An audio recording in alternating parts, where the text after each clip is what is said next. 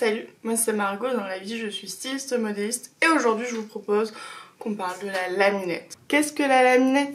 C'est un ruban qui est en caoutchouc qui peut être transparent comme aujourd'hui ou qui peut être aussi blanc ou noir.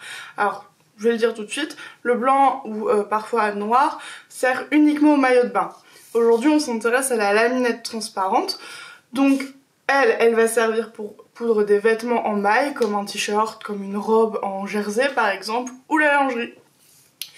Et cette petite chose est très pratique. Alors déjà vous voyez c'est un peu extensible, c'est pas de l'élastique mais ça s'en rapproche assez, disons qu'on l'utilise un peu pour la même raison. Donc la laminette on va s'en servir dans la lingerie par exemple sur le tour de cuisse, sur une culotte, ça vous évite d'utiliser de l'élastique. Si vous n'aimez pas être trop serré, vous pouvez remplacer ça par de la laminette transparente. Aujourd'hui on va voir l'utilisation de la laminette dans les vêtements. En fait on va en poser sur les épaules et dans l'encolure d'eau d'un t-shirt, d'une robe en maille, d'un top, pour éviter que déjà le tissu ne se déforme parce qu'en fait tout le poids de votre tissu se pose ici, donc encolure d'eau et les épaules. Donc si par exemple vous faites une robe longue en jersey, vous avez peut-être remarqué le jersey c'est un peu lourd et du coup tout le poids est là et pour éviter que ici ça se détende, ça s'affaisse, ça s'abîme, voire se déchire, on va mettre un peu de laminette sur l'épaule.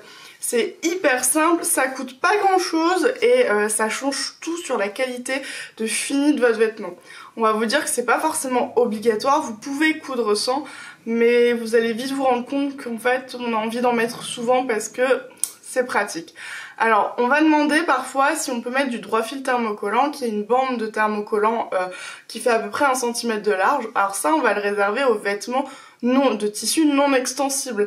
Et pour maintenir l'extensibilité de votre tissu, de votre jersey, de votre sweat, de votre molleton, cette fois on va utiliser de la laminette parce que justement ça va pas bloquer la couture, ça va pas rendre votre épaule complètement rigide. Et en fait comme c'est un tissu extensible et qu'on viendrait bloquer avec du droit fil, bah ça va craquer.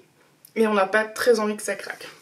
Du coup aujourd'hui je vous montre rapidement comment on pose la laminette. Vous êtes prêts?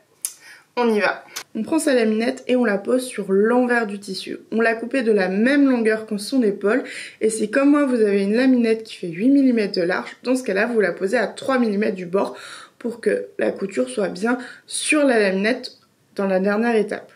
Une fois qu'on l'a bien posée, on va l'accrocher avec des pinces couture ou des épingles, mais je vous recommande les pinces.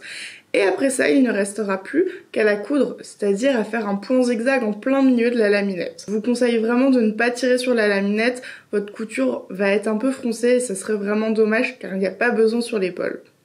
Une fois qu'elle est fixée, il ne reste plus qu'à suivre le tuto pas à pas comme d'habitude de votre montage de t-shirt. Bon, c'était pas si compliqué.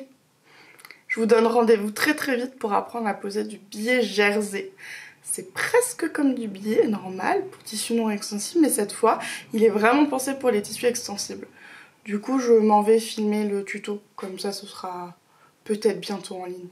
En attendant, on peut se rejoindre sur les réseaux sociaux, je suis sur Instagram, Facebook, je suis sur Pinterest, je suis sur YouTube, mais vous l'avez remarqué, et bien sûr, je vous parle aussi sur mon blog couturedébutant.fr. À bientôt!